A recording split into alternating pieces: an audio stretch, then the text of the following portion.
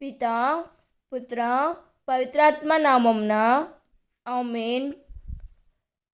ఈరోజు దేవుని వాగ్దానం. దేవా, సెలయేటి నీటి కొరకు దప్పిగొన్న దుప్పివలె నా హృదయము నీ కొరకు తప్పించుచున్నది. సజీవుడవగు దేవుడైన నీ కొరకు నా ప్రాణము ఆరాటపడుచున్నది. నీ దివ్యముఖమును నేనెప్పుడు దర్శింతునా అని తప్పించుచున్నది. కీర్తన 42వ అధ్యాయం 1వ వచనం. ఈ వాక్యం మనకు ఏం చెబుతున్నదంటే, దేవుని కోసం దప్పిక ఉండాలి. కానీ ఈరోజు చాలామంది దేవుని కన్నా లోకపు ఆశలకే ఎక్కువ దప్పికలో జీవిస్తున్నారు.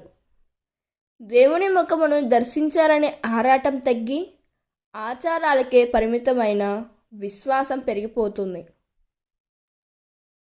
దేవుడు ఈ వాక్యం వింటున్న ప్రతి ఒక్కరిని దీవించునుగాక. ప్రార్థన.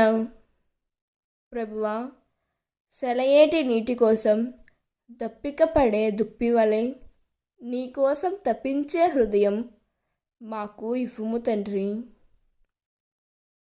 ప్రభువా, లోక ఆశల నుండి మమ్మల్ని దూరం చేసి నీ సన్నిధిని ఎల్లప్పుడూ కోరే ఆత్మను ప్రసాదించుము తండ్రి.